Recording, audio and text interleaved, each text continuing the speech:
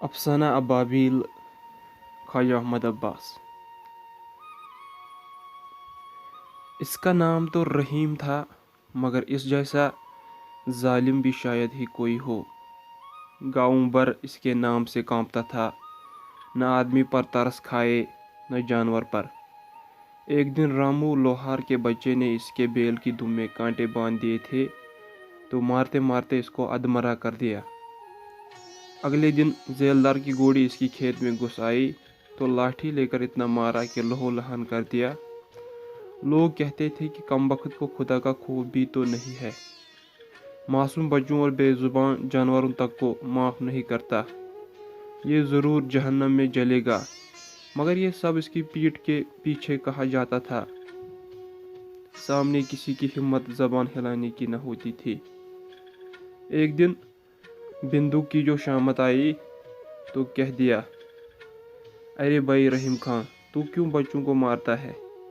بس اس غریب کی وہ درگت بنائی کہ اس دن سے لوگوں نے بات بھی کرنی چھوڑ دی کہ معلوم نہیں کس بات پر بگڑ پڑے۔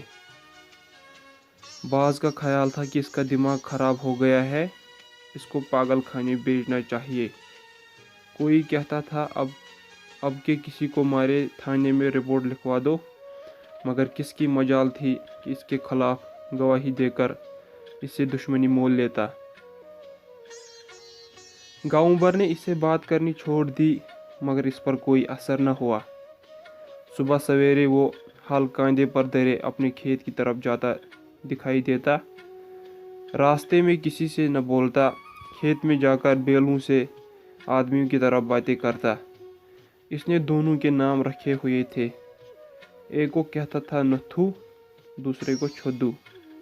ہل چلاتے ہوئے بولتا جاتا، کیوں بے نتھو، تو سیدھا نہیں چلتا؟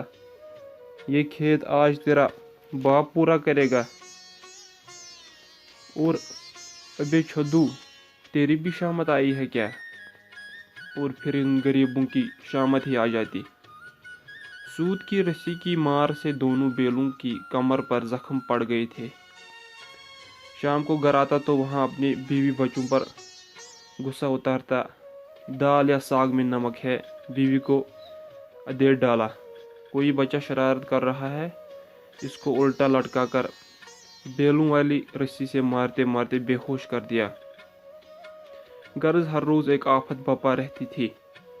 آس پاس کے جھونپڑوں والے روز رات کو رحیم خان کی گالیوں اور اس کی بیوی اور بچوں کے مار کھانے اور رونے کی آواز سنتے، مگر بیچارے کیا کر سکتے تھے؟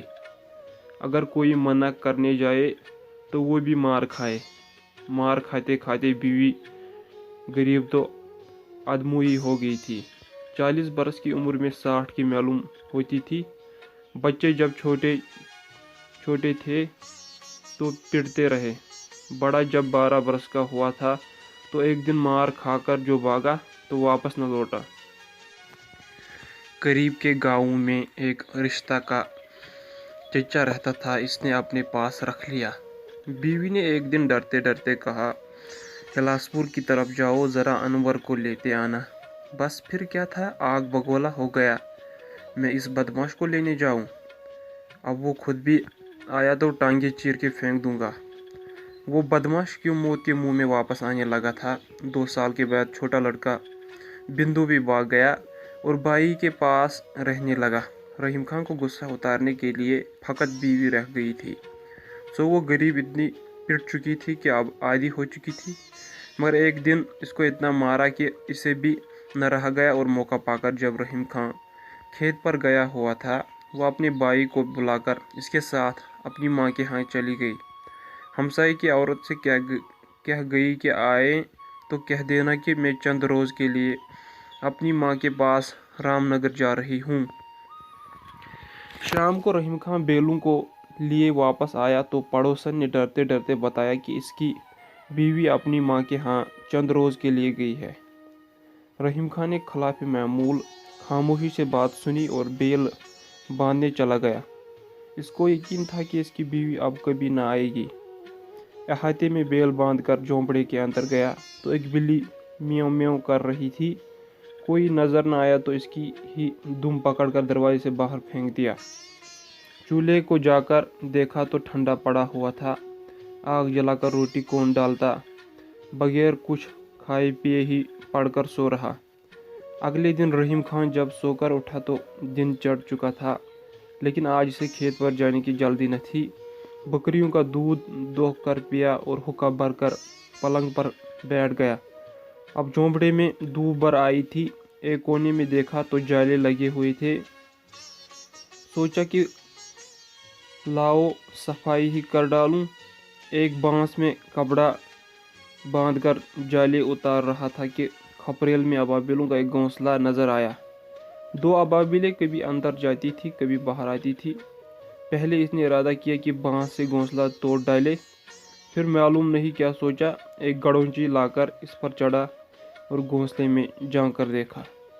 अंदर 2 लाल बूटी से बच्चे पड़े चूं चूं कर रहे थे और इनके माँ बाप अपनी औलाद की हिफाजत के लिए इसके सर पर मंडला रहे थे। घोंसले की तरफ इसने हाथ बढ़ाया ही था कि मादा अबाबिल चोंच से इस पर हमलावर हुई। अरे आँख फोड़ेगी, इसने अपना खौफनाक कहकहा मारकर कहा और गड़ुंची पर से उतर आया। अबाबिलों का घोंसला सलामत रहा। अगले दिन से इसने फिर खेत पर जाना शुरू कर दिया। गांव वालों में अब कोई इससे बात न करता था।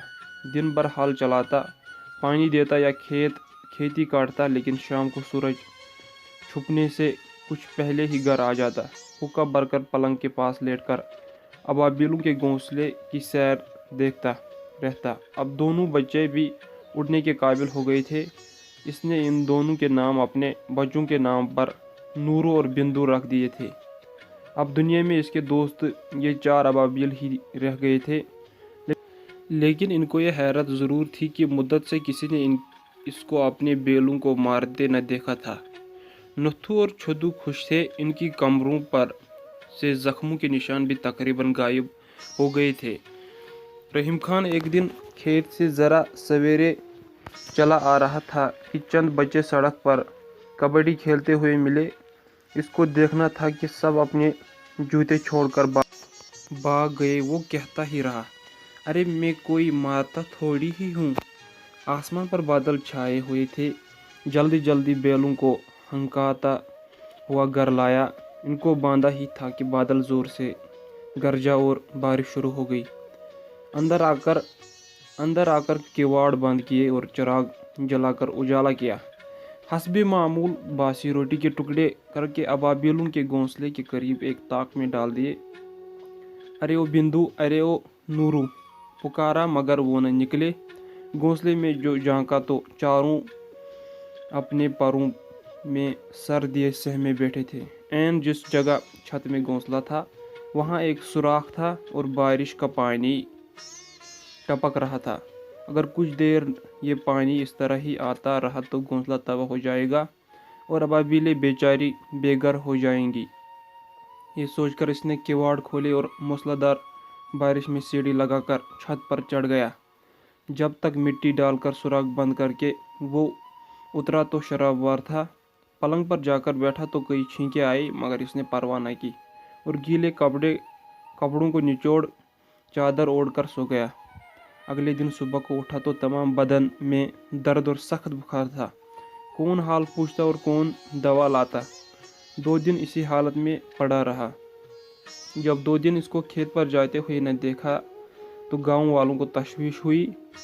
कालू जेलदार और कई किसान शाम को इस झोंपड़े में देखने आए। झांक कर देखा तो वो पलंग पर पड़ा आप बातें कर रहा था।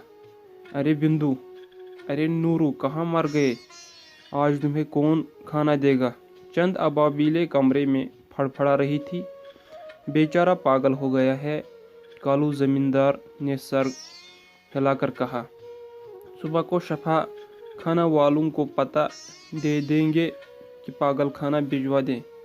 अगले दिन सुबह को जब इसके पड़ोसी शफा खाना वालों को लेकर आए और इसके झोंपड़े का दरवाज़ा खोला तो मर चुका था। इसकी पायंती 4 अबाबिलें सर झुकाए खामोश बैठी थी।